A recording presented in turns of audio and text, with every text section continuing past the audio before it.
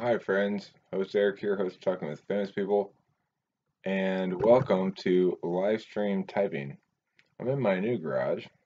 If you're a longtime viewer of the show, you may remember me sitting in my old garage, which looked different than this.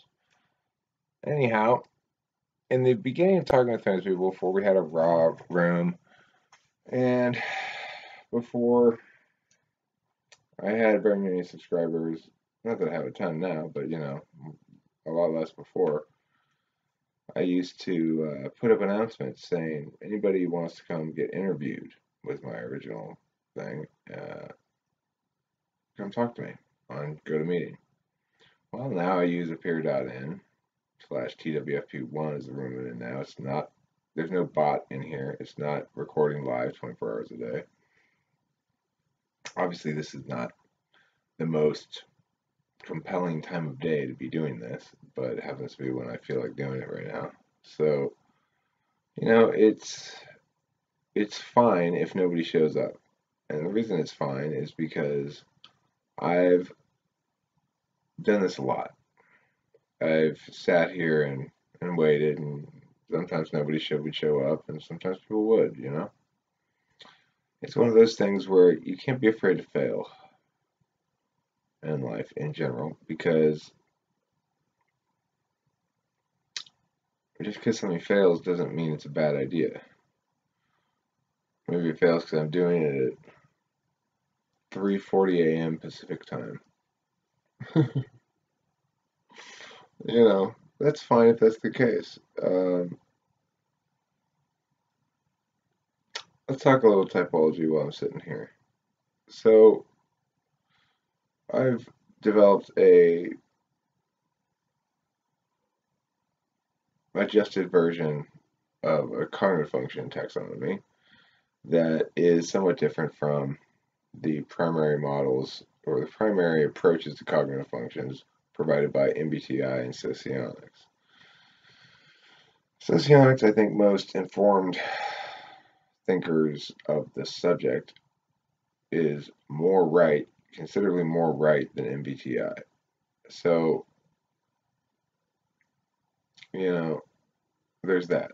However, I think the Model A blocks are fundamentally wrong.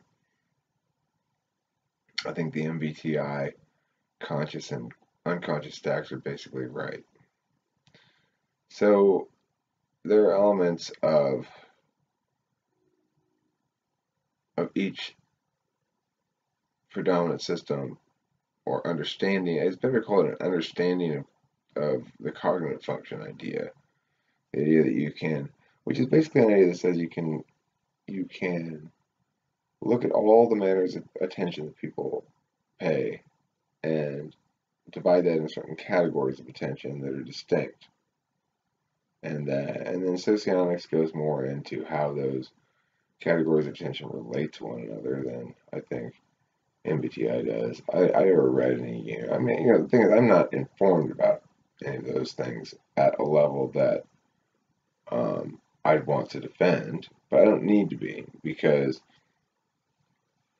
the arguments I'm making are the same sort of arguments they're making, except I believe, to the extent that they differ, mine are better. So, how do they differ? I'm not sure, but I'm guessing that a good answer would be this. My understanding of cognitive functions begins with a distinction between the metaphysical and physical planes of reality.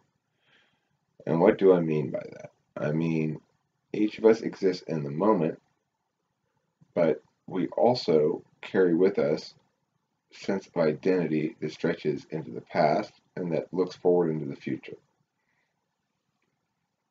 In other words, no matter how much of a carpe diem kind of person we are, nobody's always in the moment, because being in the moment successfully, if I want to enjoy the moment of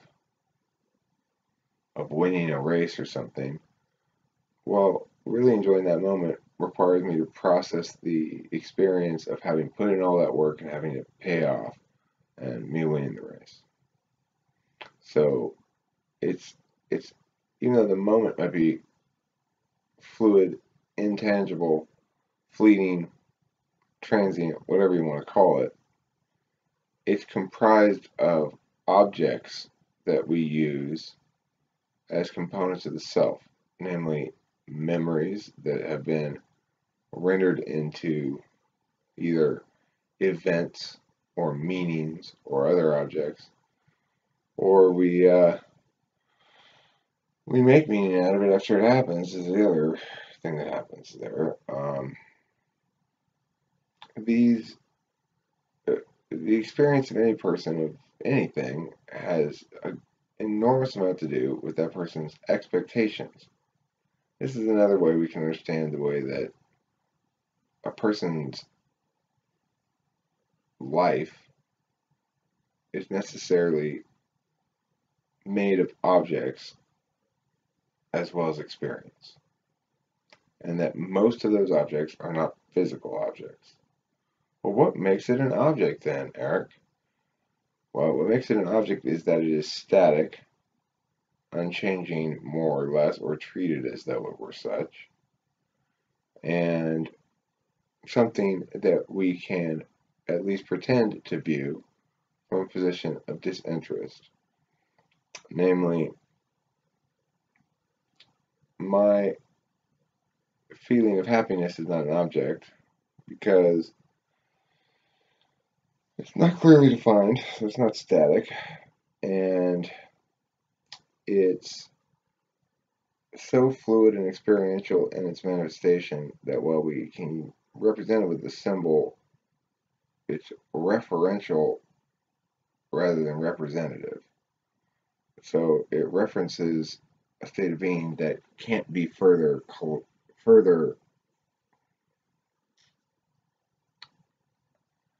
they can't be usefully parsed any further. It's at the end of the line. You know, you can parse out what it means to be happy or sad, but it's not going to get you anywhere in any argument. So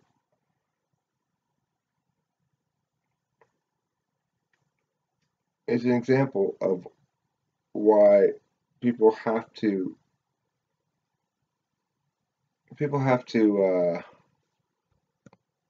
let me see this thing. It's going. I never checked the dashboard. Yeah, oh, okay, look at that. We got a message even. Do you think a psychological disorder affects your MBTI type? Or do you think that your MBTI type and then the disorder on top of it distorts your type or makes it harder to know your type? Well, it's interesting. I had this conversation earlier tonight about my daughter's boyfriend, and he suffered a very bad childhood, like legitimately bad one, like not like, oh, I didn't get enough ice cream, but you know, a very bad.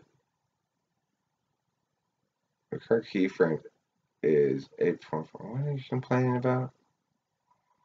Stream health is poor. Huh.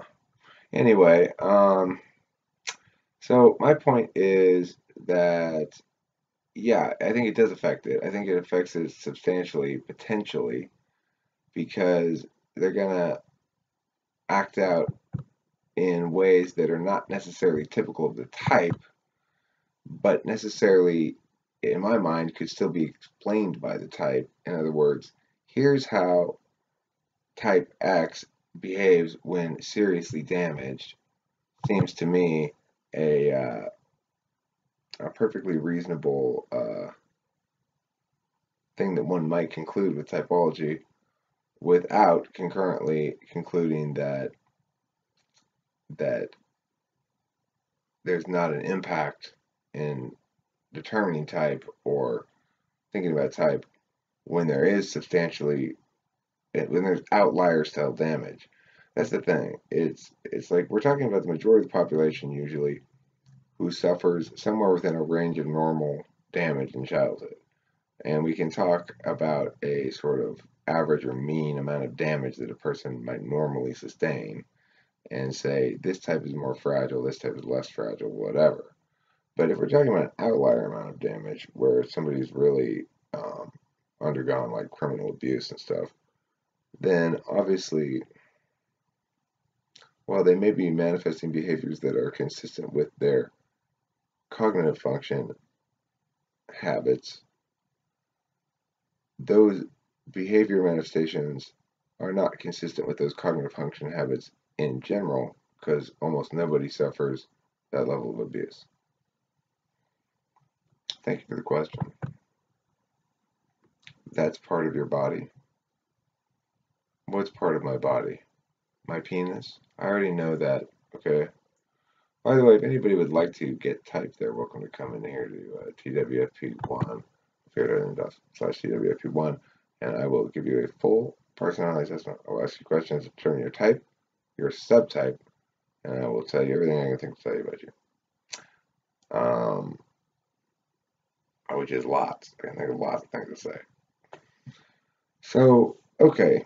So when talking about then cognitive functions, and remembering that we're talking about manners of attention, we're talking about habits of manners of attention or habituated manners of attention, it's important to note that the analogy with handedness is more convincing and more absolute than it might initially seem. That in the same fashion that it is physically and definitionally meaningfully impossible not to be one-handed or the other simply from a descriptive standpoint, because it's highly, highly unlikely that over the many millions of times you use your hands that require one hand over the course of a lifetime, you're going to have equal numbers of left-handed and right-handed. So the reality is, descriptively, people are going to have you're going to have a preference for one hand or the other, even if it's not a preference, right? It's going to descriptively function like that. But regardless, the skew is so great. I am so much more comfortable with my right hand for most things, and it's so obvious to people that nobody disputes that people are handed one way or the other. You could dispute that. I could say, well, there's no proof that there's handedness. That's ridiculous. Just because I always use my right hand doesn't mean I'm better with it somehow, or that it's my natural hand or something. Sometimes I use my left hand. It works just as well. Proof to me that my left hand is not just as good as my right hand. I don't know what the fuck you're talking about. You could make those arguments, but most people wouldn't bother because they have personal experience with handedness in a way that you don't have personal experience with cognitive functions until you adequately metacognitive about them. Because people begin life locked into their habitual functions by the way in which they manifest the self in childhood. In other words, they have habits because some things work better for them than others, at least that reason, if nothing else. So if it works well for you in your house to argue, for example, and you could say, well, someone's gonna lean towards doing that over and over again, and maybe INTP. I don't think that's how cognitive functions develop, but I'm just saying from a descriptive standpoint, even if you're just talking about frequency of use or patterns of behavior that necessitate certain kinds of attention over others, you're gonna find people habitually going to their wheelhouse. People like to use what works, and what works is that which is their natural stack or order or habituation of attention. So when talking about cognitive functions, start there, because a lot of people misunderstand what we're talking about. People want to dispute the idea of an abstract taxonomy like this as being somehow inherently invalid because it's not based on empirics. But what we're doing is a taxonomy of something that is fundamentally metaphysical. We are not dealing with objects. There's no objective. We're not dealing with physical objects. There's no physical empirics to be gained from it. We can try to force some. We can do brain scans and shit like that. But that's not what we're talking about. I'm not saying cognitive functions represent a certain part of the brain, although they might. It's not relevant. What I'm saying is that a cognitive function represents a certain category of attention, and that humans have a finite number of categories of attention, and that those categories of attention interact with each other in predictable ways, and necessarily and definitionally so ways. So Okay, once we eliminate some of the possible objections to the cognitive function model, we can start to explain a little bit more about where mine might differ a bit. Let's see if there's any more of these people commenting. Oh wow, look at all those people commenting. Tell me about me. I'm an INTP. Why do I sometimes feel like I'm autistic or just don't get social interaction? Well, see Christopher Moody. I will tell you about you. As an INTP, you begin with inferred thinking. It's a judging function. They call you INTP and MBTI, but you're really a J. You're a judger first and foremost. Now, you're a judger who prefers objective, disinterested judging about systems that don't consider personal motivations. And that's your dominant function. As a consequence, your fourth function, the other end of the pole, is extroverted feeling, which is the one that says, let's treat people systems, motivations, as though they were objective, like TI does. Consider how our actions impact other people's moods, emotions, reactions, and stuff like that, and motivate and move people in that fashion. So it's also about like how am I managing other people's perceptions of me is another way to frame it. That fourth slot function is the one that everybody is naturally going to seek. The functions occur on poles. So if you have TI1, then you have FE4. You can't have just TI without FE. You can't have just FE without TI. If you've got NE, as you do, second, and you've got SI third. You can't have NE without SI, and there's your conscious stack. TI, NE, SI, FE. So you're an objectivist. Is what in my system I'd call you an objectivist because you're a systems objectivist who acts metaphysically. So in other words, you first and foremost do an objective analysis of consistency within systems, not considering people's motivations. The next thing you do is ideate, which is to say you come up with new ideas or possibilities in order to better understand the TI analysis you just did and to do something with the TI analysis and to just work with it on a metaphysical level, okay? Which is where you do your work. Your tool function is metaphysical action, expert intuition, ideation, creation, improvisation. All those things are contained within expert intuition. Now note, it always expresses through something. It can express through, no, you guys are not coming in here. It could express through TI, it could express through FE, it could express, I mean, the thing is, we can't communicate meaningfully anything that doesn't involve some sort of symbolic representation, some sort of language. So, and yet at the same time, we can't have anything worth communicating really without experiencing things in the physical world as human beings. So, as a TI NE type, you're extraordinarily metaphysical. TI is the most metaphysical of the functions in the sense that it tries to extract all subjectivism from it. FE, on the other hand, it's objective, but it tries to render subjectivism into objects that can be dealt with as in an economy, like with TI. It's a somewhat different economy, but it's based on the same basic principle of an externally validifiable set of axioms. Okay, so because INTP is the most metaphysical type, they usually lead with metaphysical TI, which means they don't really care about who's right or wrong in this particular argument. They assume you're wrong, and they want to dismantle because TI says, look, I'm very, very good at parsing out ideas to determine where they're wrong and or weak. If it's NE I'm paired with, it's where they are wrong. If it's TI SE, it tends to be an ability to attack weaknesses and disrupt, but without actually ideating.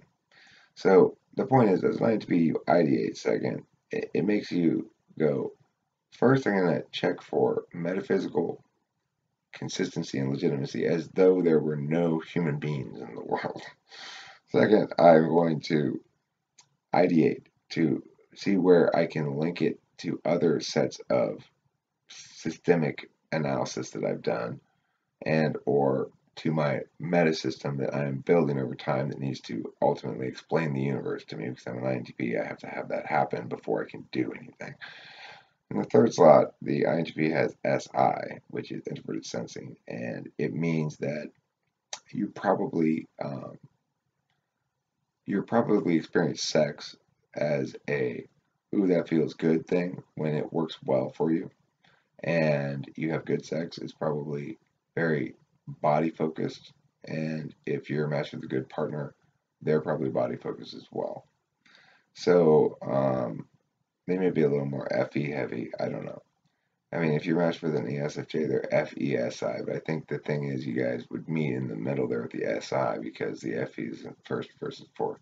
Anyway, that's my guess on the sex experience is that rather than being all like, I'm going to tie you up and whip you and call you a slut, or being all like, I'm going to express this strong emotion with sex, be it love or hate or whatever, rather than it being either of those things, or rather than it being, I see you across the room, you turn me on, I'm going to go hit that shit. It'll be SE.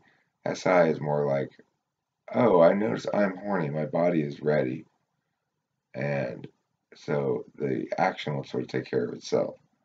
And I'm into this because of what my body is doing and telling me, and it feels good, stuff like that. Okay, and then with the fourth slot FE, it means you're going to naturally be socially a little bit,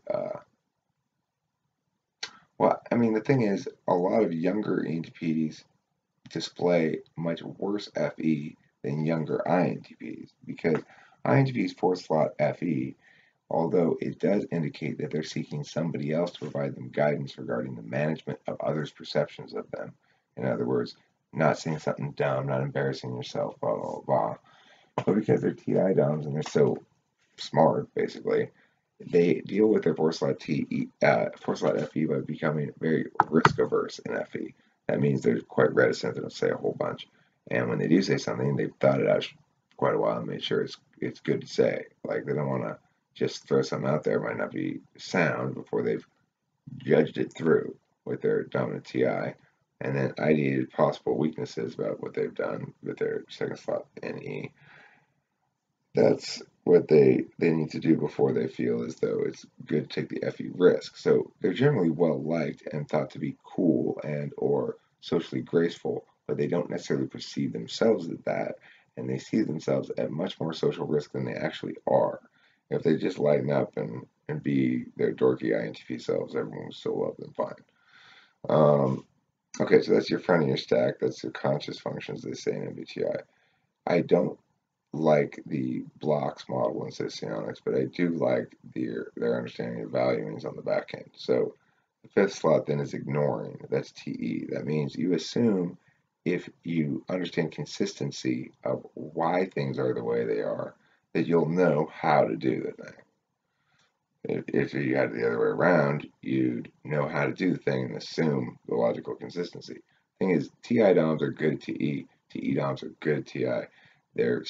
They use it very well. They'll tend to get better at it as they get older, and they'll tend to get better at it in certain concrete, specific areas. It doesn't necessarily generalize out well. TE for the INTP doesn't. In the sixth slot, they've got NI, which is countervalued usually by most types of countervalue the sixth slot functions. I think INTPs have a weirdly love relationship with NI.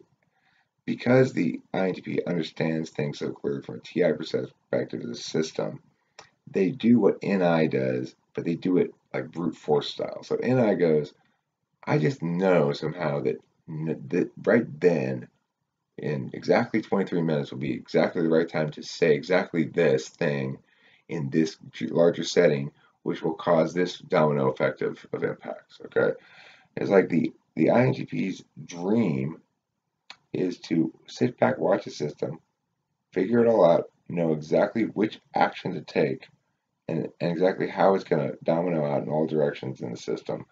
And in other words, like playing a game, for example, the INTP would love to just watch the system long enough, watching everybody else competing back and forth, back and forth, back and forth, until they figure it out so well, see all the parts so well, they get one move and win the game all at once. They have to wait for exactly the right time. So they have a mushy relationship with NI. They're not as countervalued towards it as I am towards TE. And I think the reason is because as judgers, their second tool function is a perceiving function, not a judging function. And for the INTP, it's an action function. It's the second, which means the back end of it is not another action function that has to be countervalued because it runs afoul of it. It's in fact an epistemology, NI, which is objective knowing. And so because they take objective metaphysical action, and because they treat systems as though they were objects with their TI, then NI, which also treats systems as though they were objects and provides them answers without having them to go through all the work of TI, is very appealing to them, and they don't countervalue it, and they often learn to make good friends with it. So I think that's one of the advantages INTP has in exchange for their poor selves with their disadvantage in the 7th slot, which is they've got polar SE.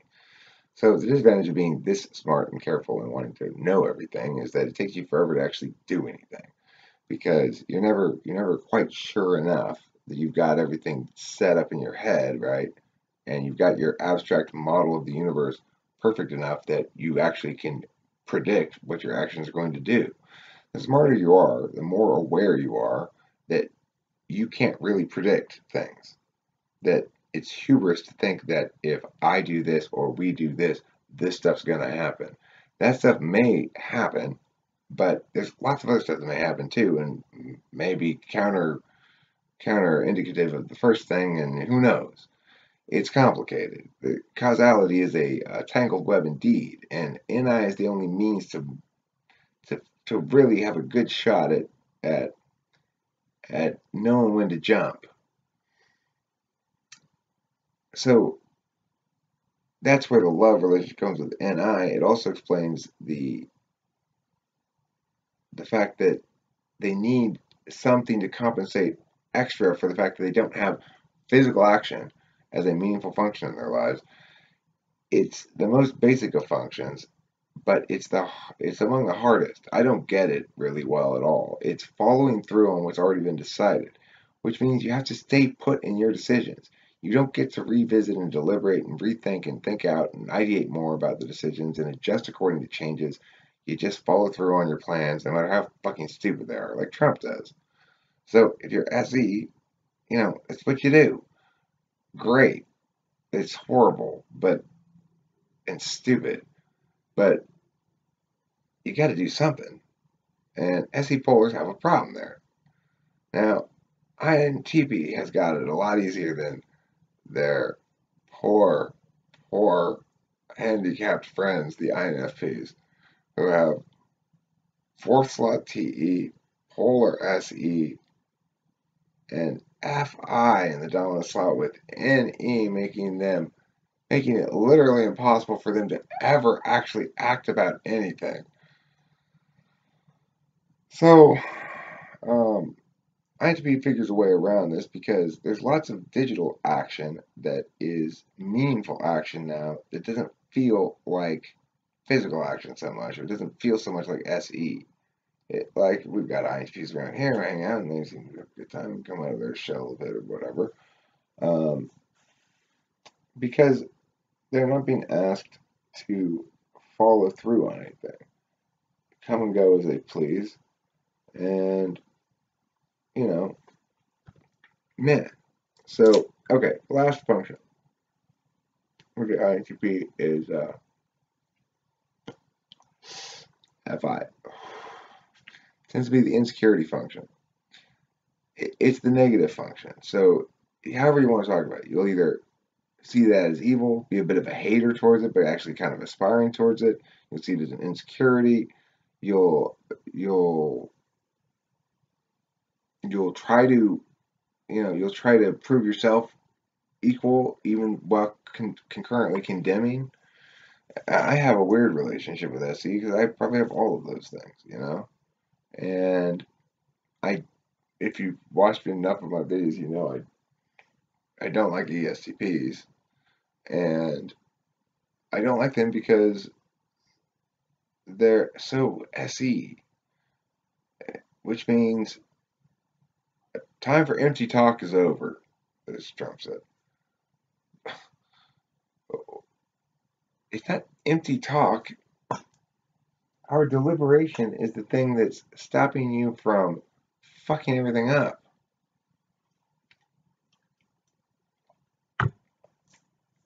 It's not at the moment, but that's the whole point of talk, is that it doesn't mean we're taking action. It means we're being careful.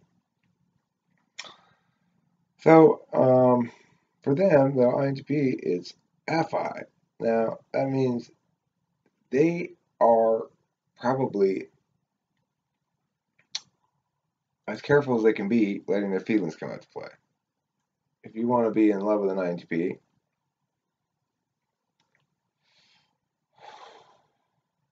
they're going to feel insecure about their own feelings, their own valuing of you.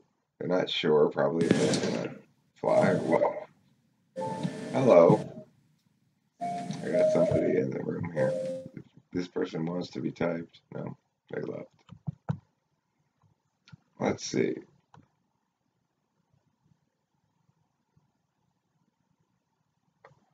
No, it's not that simple. I don't have a solution for you because it comes with time. I have my own version of this problem, right? It's like I don't want to follow through on anything over time. But the difference between INTP and ENTP is INTP doesn't want to randomly start some project that's never going to follow through on. And so it doesn't even necessarily get started. ENTP has this childish belief that this time's going to be different. I'm going to follow through on this big idea. But eventually we grow to narrow the scope of our ideas. So my idea right now is I'm going to make this live stream video. If I had ever had a plan for this channel, it would never have happened, right? The reason this medium works so well for me is because it requires me to not follow through on any plans. I get to do whatever the fuck I want. Sometimes it hurts the channel, sometimes it helps the channel, but at the end of the day, I'm trying to be better about it. I'm trying to be more always about personality type and trying to hone in on a good focus and stuff, but that's how it is.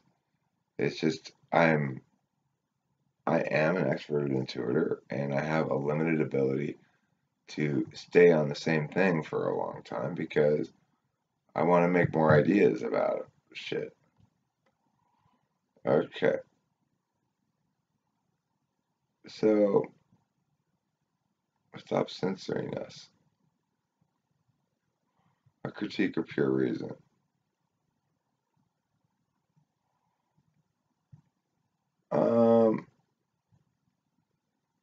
Yeah, well, I want to talk about that actually, critique of pure reason, because here's the thing. What I think Kant missed the point about is that his fundamental moral imperative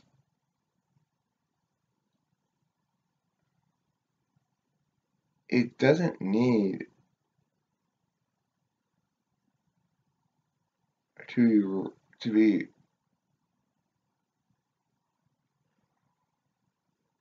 it doesn't need to be rooted in the way that he thinks it needs to be rooted. It's good enough that it's relatively absolute.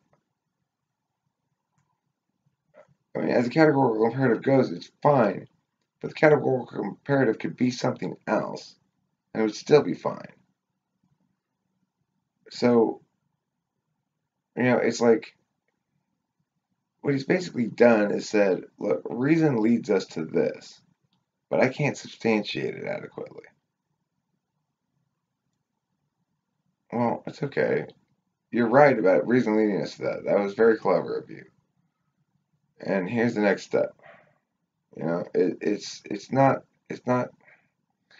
It fails to understand that being trapped in the box of language doesn't mean it's trapped in the ideation of language.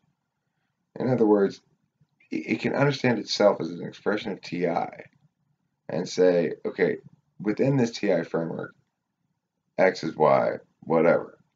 Understand that in any TI framework, it intentionally and as its nature removes the considerations of the observer from the equation. And that aspect is necessarily approximating a reality that always begins with an observer and an individual manifesting the self in some fashion. So Kant, in writing the Critique of Pure Reason, was an observer. He was an observer of objects in his head and a manipulator of those objects. And he had an intention when he wrote them. And he put them down on paper, and we critique them as though they were untied to his intention, untied to his authorship, although we credit for him. We give him credit for it. The point is, what he said was, here's a TI node that's as consistent as I can make it, but I'm running afoul of the fact that it's in a TI node, and thus is subject to the laws of TI, thus is approximate, and necessarily not a fluid reality. We can't manifest fluid reality's fluidity through stasis definitionally, obviously, naturally. So, as a consequence, any static representation is going to necessarily have a spot where its approximation ceases to be exact, because that's what an approximation is. But that doesn't mean that approximation can't present to us ideas that are determinate on certain argument chains and should be determinate. See, this is the problem. People think things that are not in dispute are in dispute. We have to go back and fight the same rhetorical battles over and over again. It is the case, objectively, that either you own your own body, someone else owns your own body, no one owns your body, and or your body's unownable. But we know it's not unownable because people have owned people before. And we know nobody else owns your body, because if they did, you'd be in chains. Now, you might say your body is unowned but ownable, but in that case, I should be able to homestead you. In other words, if you're just an object that's a resource that's not owned, I can pick you up and claim you as my own. So it must be the case that you own your own body. This is not an argument that should ever be disputed. It never should. Nobody should ever make any arguments that aren't consistent with that axiom. But people do. So someone might say, well, that breaks down. I mean, you can't. It doesn't break down except at the same place all language breaks down, which is in the sense that it's static and it's representing a fluid reality. So once we eliminate that as a legitimate critique, understanding that the critique itself is subject to its own critique necessarily, because it too is represented in static language, then we are free to understand that moral reasoning is in fact determinate on moral argument chains. But that doesn't necessarily mean that a given instance of physical experience is going to somehow adhere to that standard, or that standard is going to be determinate about that specific physical instance, because of course that physical instance is going to produce its own objects out of its own fluid reality, and those objects may provide distinctions between the heuristic of the axiomatically derived objective moral truths. So the fact that we can't express the objective moral truths in such a way as to provide us a uniformly reliable guide regarding the assessment of other people's actions, or even potentially our own, it doesn't render it any less validated by pure reason, nor does it render it somehow lacking in validation from some other source. So Kant, you say you're critiquing pure reason, but you can't critique the methodology you're using as invalid or somehow worthy of critique without that same critique applying to your own critique, and thus invalidating it equivalently. So there's your problem you're running into, Kant. Emmanuel. You know.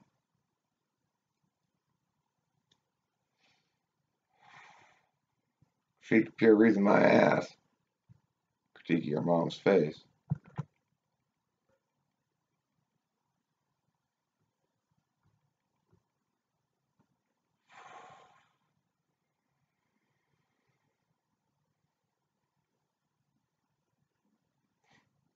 Hey, Cooter. It's good to see you. It really is. You know, I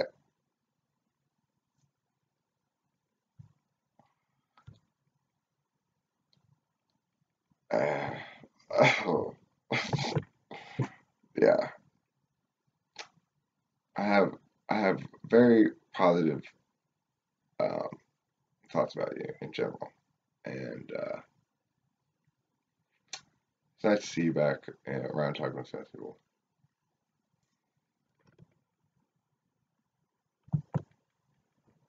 Let's see what else we got here in the old comments.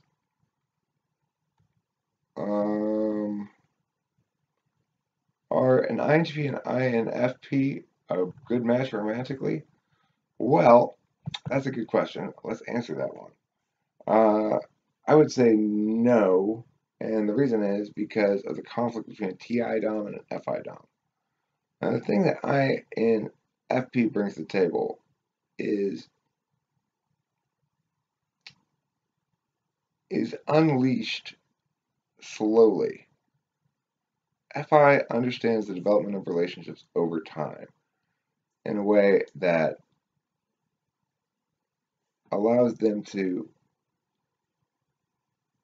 see forward what will grow if allowed to grow patiently. Now, TI,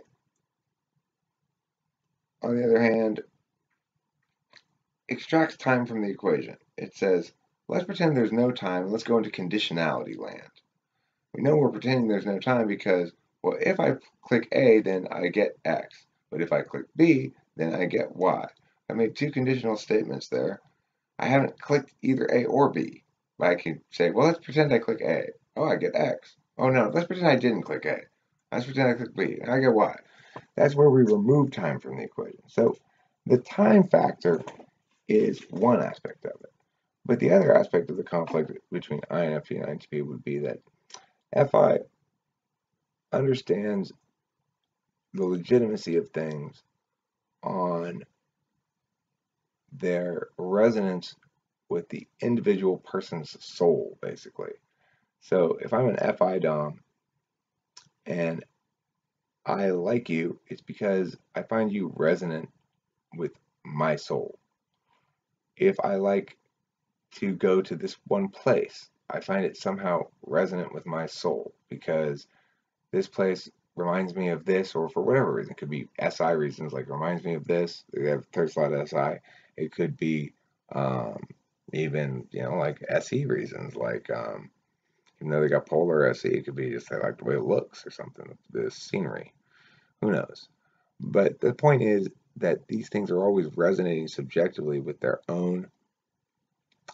An FI DOM is an authenticity factory and an authenticity meter. They smell different kinds of bullshit than FE people can smell. FE people smell bullshit that's motivationally um, understood. Like, I don't believe you because I see through your hidden intentions, and I see through. I know what you're really up to, kind of thing. That's what FE people do. FI people go, you're inauthentic. You're being inauthentic.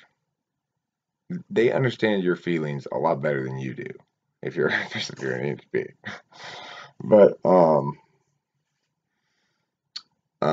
and they understand the way feelings work. The metaphysical aspect of FI says, I can manage how I'm going to feel later on, given the fact that I'm going to necessarily get competing feelings.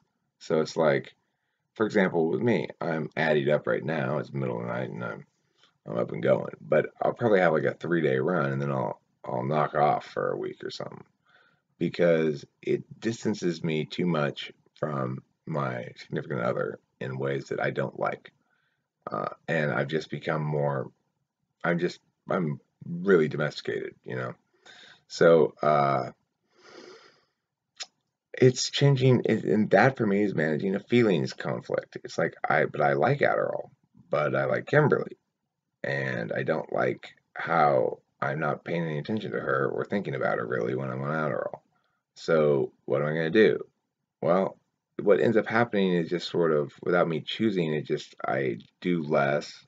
I do it for fewer days in a row, and that's my polar FI wrestling with this extremely daunting reality that I like two things that I can't have both. You know, uh, FI people though, they're not likely to say right away anyway, I like two things but I can't have both. They're likely to say, I like two things and I'm gonna TE somehow, I'm gonna figure out TE enough, muster up enough TE to figure out how to get both. Or I'm not going to worry about the metaphysical aspect of it. I'm not going to worry about the fact that these two likes conflict right now. I'm just going to indulge in this like now and that like later, or something like that, you know, or this like now and deal with the dislike later. I mean, the dislike might be like sadness or whatever, bad feelings, you know. So that's the metaphysical aspect of FI. The physical aspect of FI is simply feeling in the moment.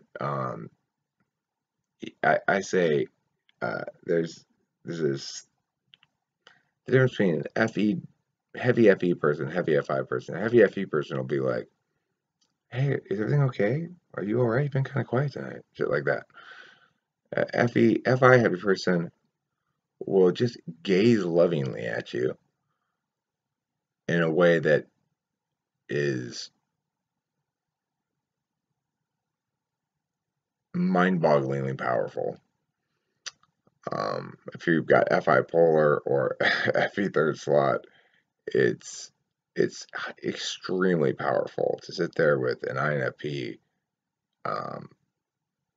gazing lovingly at you is it will make you insane. Anyway, that's what FI DOMs bring to the party. If you want to feel loved, like Kimberly and I love each other, and we know the limits of that. She's countervaluing FI, I'm polar FI. We love each other, but that's not the point, right? There's some of that going on. Of course, I love the shit out of her, but that's not the point. Kind of. It's weird with FE people. With FI people, that is the point. Now keep in mind, INTP, their insecurity function is FI, that's their 8th slot.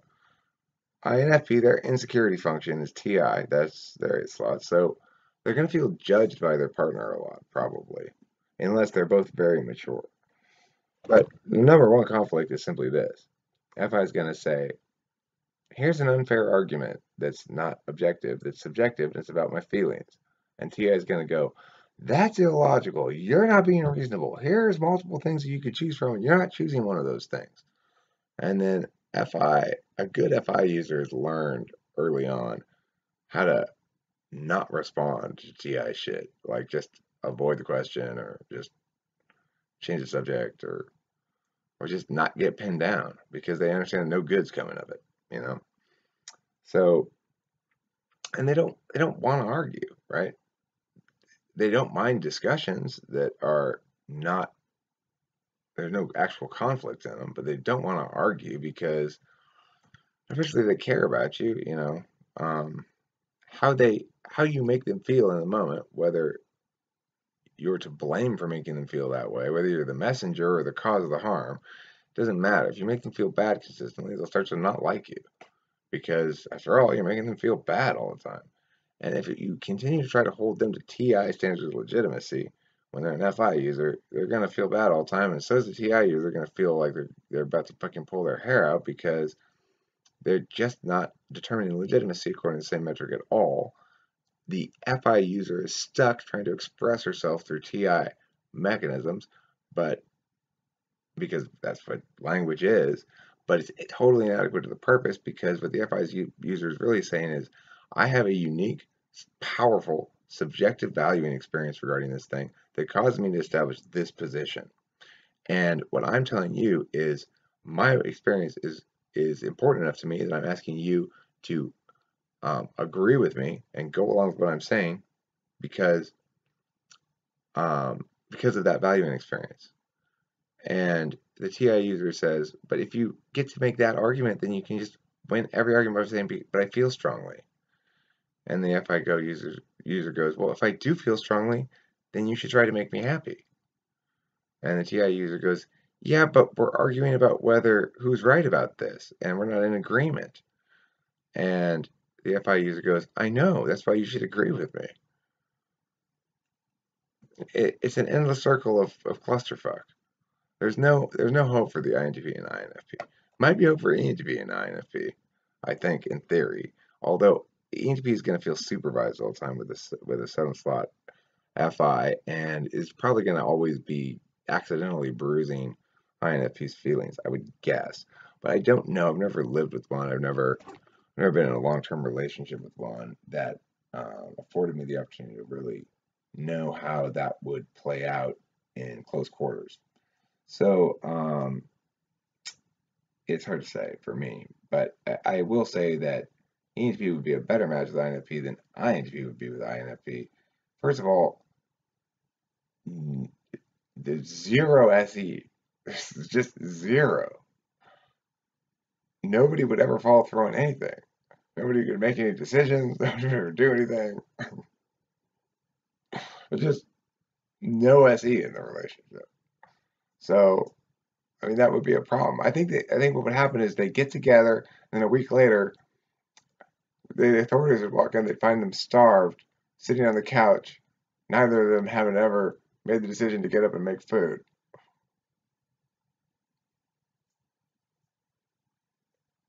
Let me go back to the dashboard. I like joking about polar SE.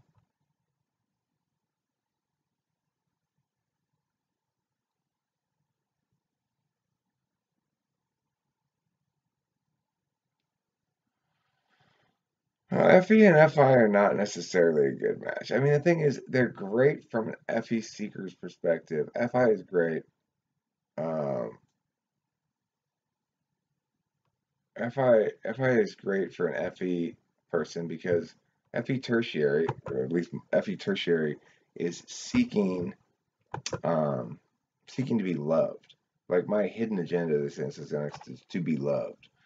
Well, FI love's pretty juicy. I mean, it's juicy, but I don't necessarily think the relationship between an FI and an FE user is that's a good sign because I in general FI FE relationships are thought to be very sparky, like,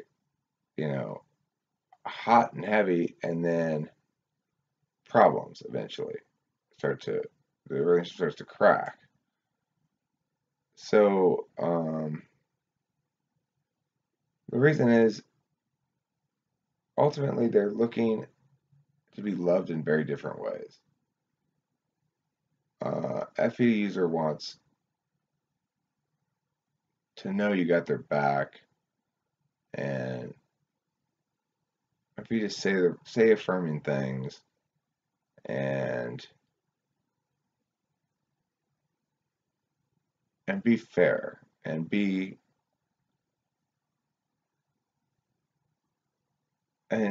try to reciprocate, right? Try to attain reciprocity.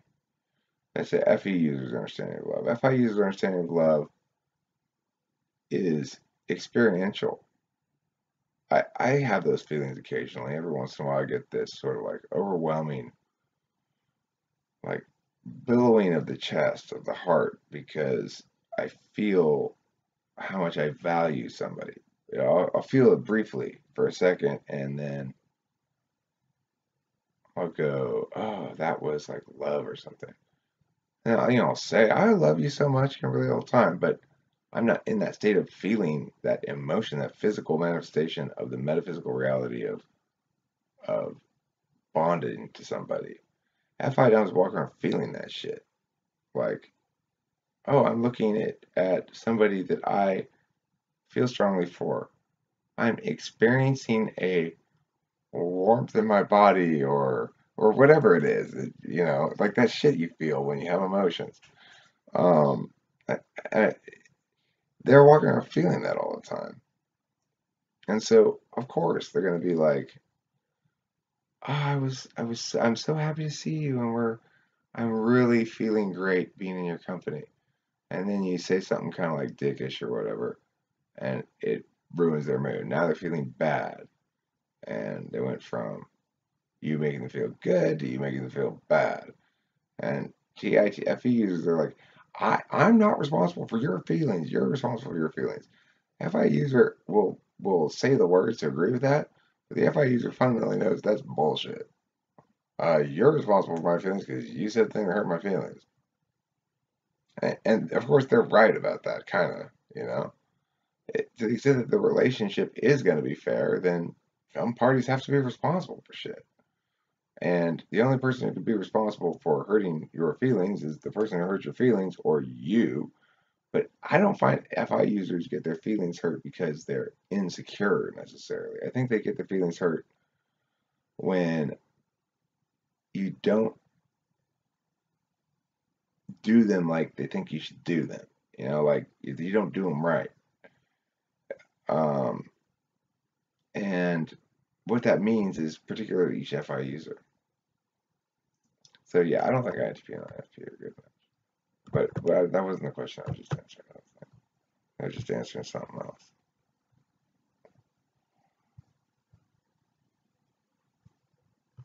Well, the sex would be between INFP and INTP would be eventually great.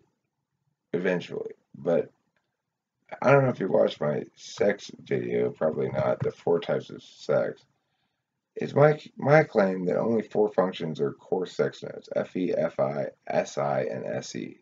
The other ones are ancillary sex nodes. So if you're an NT, that means you don't get a sex node until your tertiary function, which means that the ENTJ, INTJ, ENTP, INTP, by my understanding of how things work, are the least naturally going to, express their sexual natures. They're going to do so least naturally. There's going to be a lot of thinking involved. It's going to be neurotic potentially or whatever. It's not going to express this way for every one of them, obviously. I'm just saying that the population is more subject to that than other populations. Within that set of 4, I think ENTP and INTJ have it worst, and INTP and ENTJ have it better. The reason is SI as a sex node is a lot easier to access without problems than probably any of the other sex nodes. So FI requires you to engage sexually with somebody as an expression of an emotion, and it's not necessarily always going to be a good emotion. That's one of the mistakes I made in that first video. It's not necessarily making love. It could be making hate. It could be making mourning of a relationship that's about to die, but you're making love one last time, but you're not really expressing love. You're expressing a sense of goodbye or something. It's like those are all things you could do with FI in sex. With FE in sex, that's where your neuroticism really is going to come in, and or if you go FI tertiary, then that's going to cause a problem, because with FI tertiary, that means they basically default to just the metaphysical aspect of FI, managing FI over time, and of course, sex is a very time now experience. Also with an INTJ, they've got NI first. That's an objective knowing function, but there's nothing objective to know about sex, really. You can try to know things objectively and find yourself being stupid all the time. Second, they got TE. So it's like, first they're going to try to know the one best way to have sex, which sex doesn't work like that. Then they're going to try to figure out how to be more efficient at accomplishing that. And then finally they're going to go, and I'm going to do this one right way more efficiently about something that there's no right way about, and efficiency is insane to consider. So it's like, that's the INTJ's problem. The INTP's problem is, first thing to come up with meanings about this, like, what does it mean if we have sex? What does it mean that she said this? Does it mean she wants to have sex? What does it mean if this happens during sex? That's where the FE comes in, right? But first you start off with just making meanings. What does it mean? What does it mean? The TI comes in and says, like, okay, well, does she really want to have sex? Because she could have meant this, and that would be consistent with this other thing, and blah, blah, blah. And then FE goes, okay, well, obviously, it appears now you're going to have sex, so you better spend a lot of time worrying about whether you're going to be perceived well enough afterwards. Like Trenton the INTP spiking out possible arguments against him before sex with women. Literally, like, okay, I want to make all these disclaimers first, so that if somehow I'm not satisfactory to you, you can't say anything afterwards. That's completely fucking insane. And it's exactly the sort of thing I could see myself doing. This is why INTPs and INTJs are in the worst boat. INTPs with SI, they got a much easier way to access sex. They know what feels good, and they do it. The doing it part is going to be hard, but somebody will probably pick up on them because they're cool. They're cool nerds, Yeah. INTJ's got SE in the third. That's a little easier to work with, too. What was I answering? I was answering some kind of question.